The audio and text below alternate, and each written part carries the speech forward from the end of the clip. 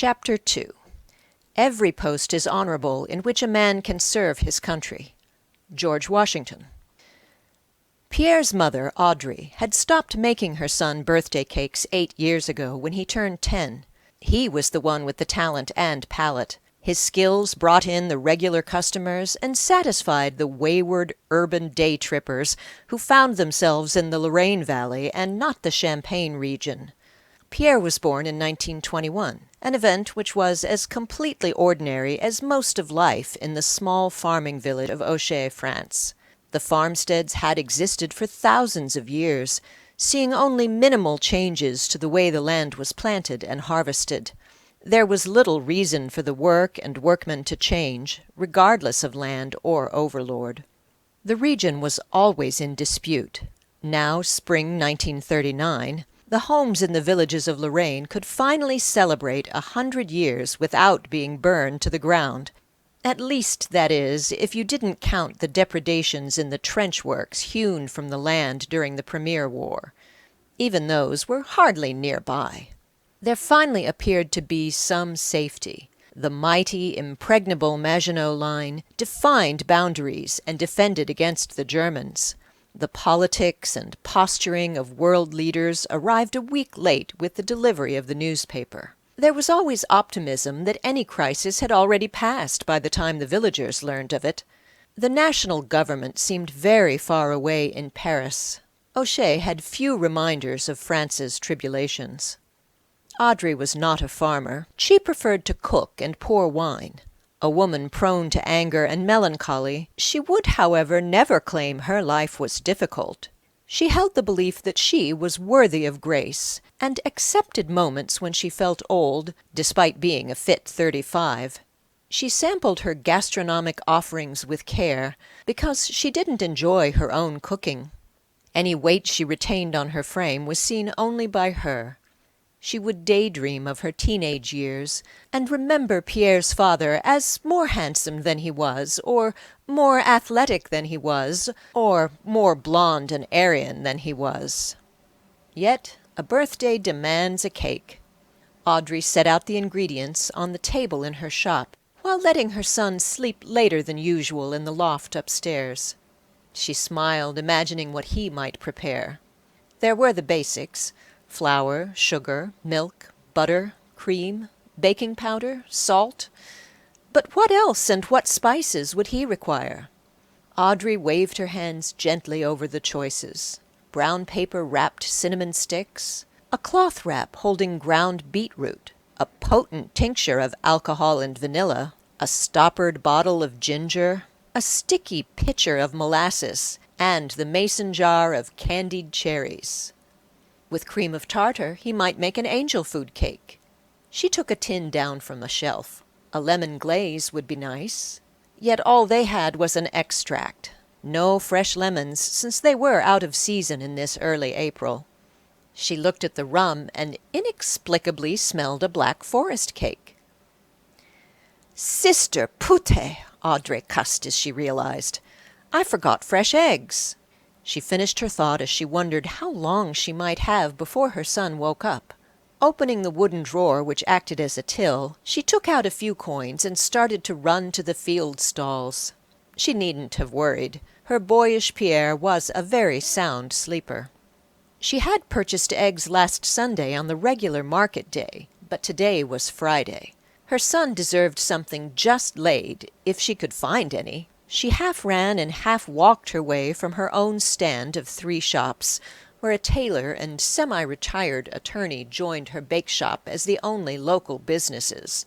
All the other buildings were shacks, rented out seasonally to migrant farmers who worked the region in spring and fall. If you even wanted a drink, you had to suffer at home or sit in the company of the lawyer and his judgmental wife, regulars at Audrey's Café. That, or hold out for Sunday communion. Audrey had passed 2 widely spaced market stalls attended by sleepy farm wives, but both had no eggs. She was scolded for not establishing a set delivery. How could anyone own a bake shop and not be on a schedule? Ignoring the chiding, she was on her way to a third grocer, one recommended by the second woman she met. En route there, she sighted the regional postal clerk.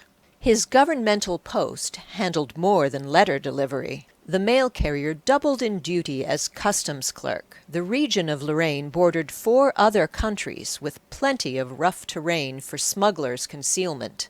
The assiduous mooch often would stop by Audrey's cafe in the middle of his day to see if he could claim any discards, or insist his purchases be charged at the day-old price. She was ready to put him off, tell him that Pierre had yet to make the pastries. He was not looking today to beg for treats. He carried a brown envelope with a Paris postmark. Audrey recognized the legalities cloaked inside. She reached for the letter he intended to deliver. The man hesitated, but then smiled and placed it into her hands, his fingers lightly touching hers.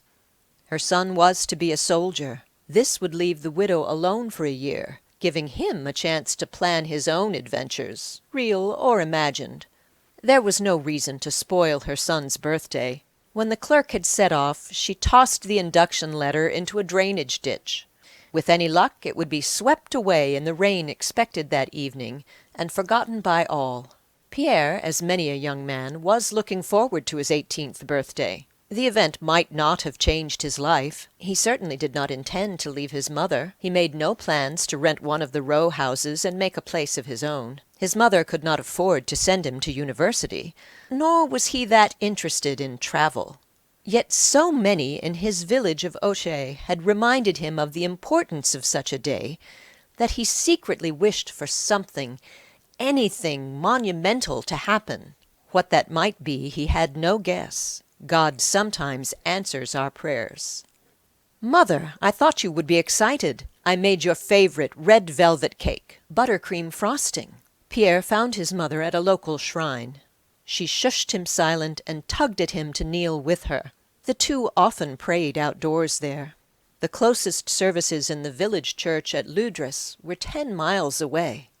God doesn't mind if we pray next to the cows, Pierre. On feast days, she would take her son to the cathedral in Metz. The one in Nancy might have been closer, but Audrey hadn't liked that place since one of the older women had given her the evil eye over a decade ago. "You know, she's probably dead by now, Mamma." "Only if God is good, my son." The shrine in Auchay would not rank in the major holy places of Europe, but its positioned stones predated the village's first burning in 1218. A painted wooden statue dedicated to St. Joseph was more recently added by biplane aviators in World War I. Joseph was an Italian priest, but the locals will swear he was French. A Franciscan who lived in the 1600s, he would often find himself levitating while meditating. Thinking he was showing off, his peers would order him to come down. Some even went so far as to poke him with pins, thinking he would pop like a balloon. Dubbed the Flying Friar, he was canonized in the mid-1700s. Audrey almost always would tell Pierre the story after they finished praying, even after he had heard it hundreds of times. It was the usual conversation the two would have while returning to the shop. What else is there for a son and mother to talk about?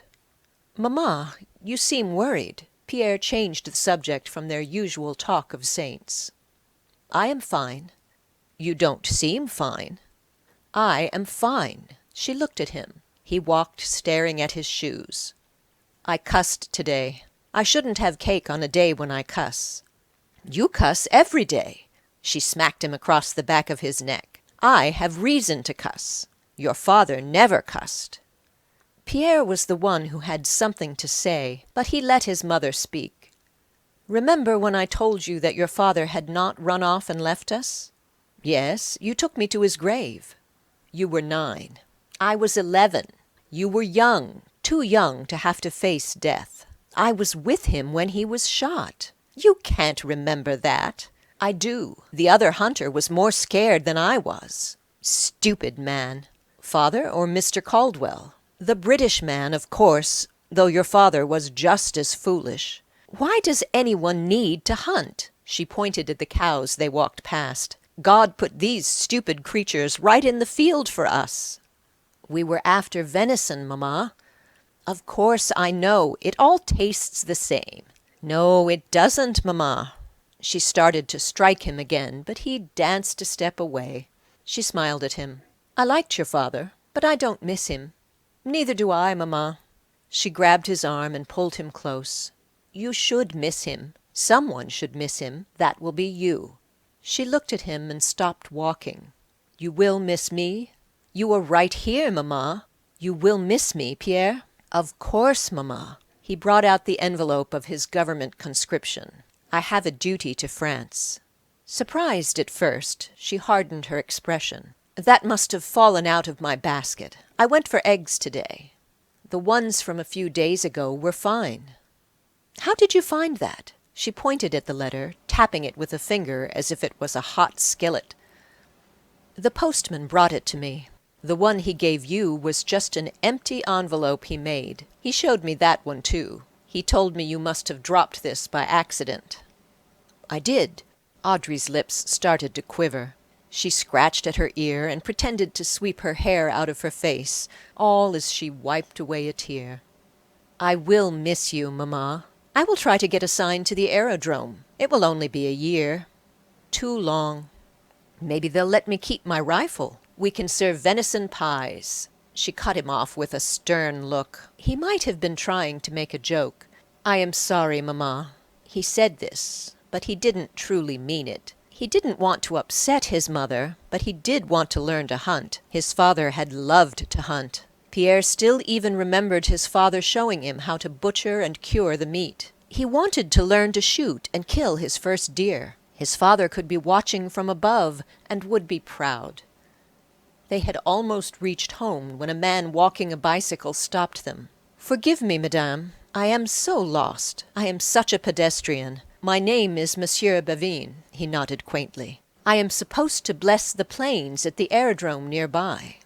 One of the village's flatter fields was co-opted by the French Air Force and used as a landing strip. The few airmen stationed permanently there spent most evenings in the larger neighboring town of Nancy. Such warplanes hardly even seemed necessary with the border secured by Maginot. Still, the propeller noise kept migrating birds from flocking densely in the neighboring woods. These French aviators could arguably be air support for the local militia of scarecrows. Monsieur Bavine was a lanky man whose skeletal frame was accentuated when his cassock sleeves and the garment's overall length had shrunken short in the wash. His wrists were covered in white long johns, while the black fabric of his vestments started somewhere just across his elbow. The same was true of his pants, which barely covered his calves. The same long johns covered his socks. Perhaps a practical man, Monsieur Bavine never had to worry about his pant leg getting caught in the bicycle chain. Instead, his long johns did.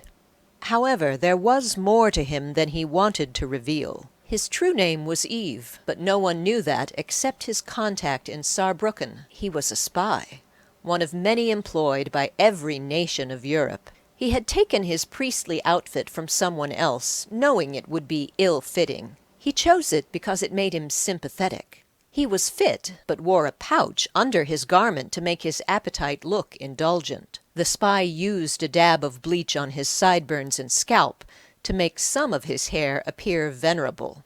I am Pierre. The plains are in that direction. He pointed. It was easy to trust a priest.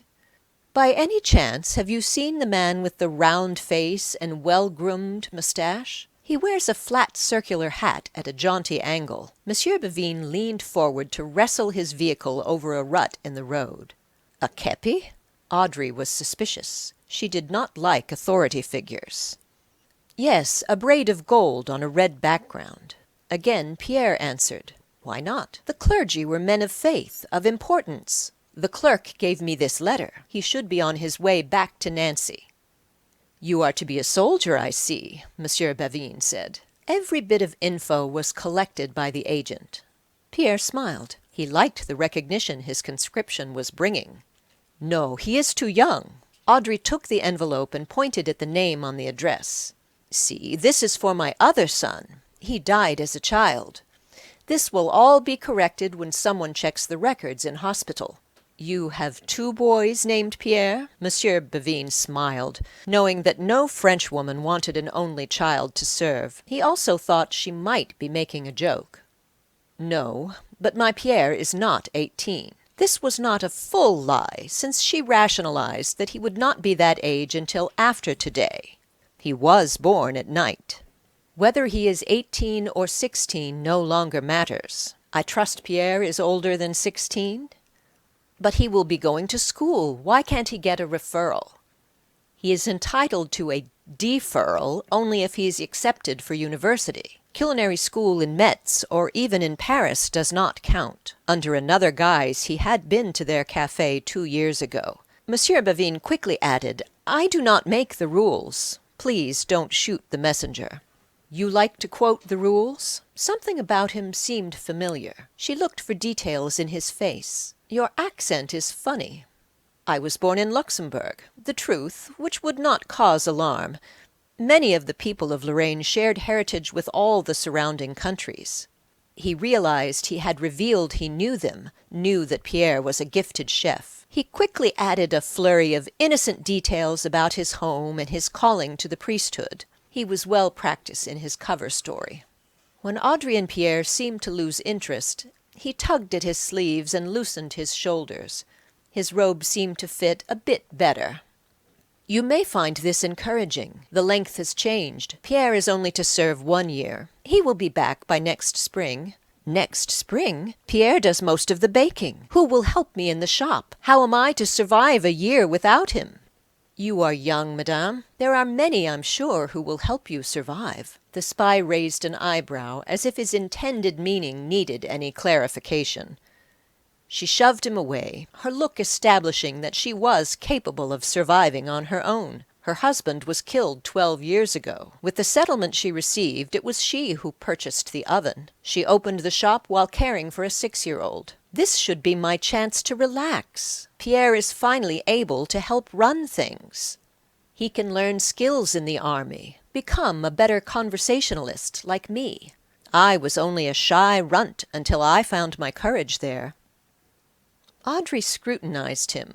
Why was a priest in the army? She answered her own question. There were 8 million men who served in the Premier War. After seeing and living through that, it was not surprising that one would choose holy orders. Monsieur Bevin pointed to the southeast. He will probably be assigned to the Saarbrücken region. He knew he was pointing the wrong way. That's only a few 100 kilometers. He will probably take the train home on weekends.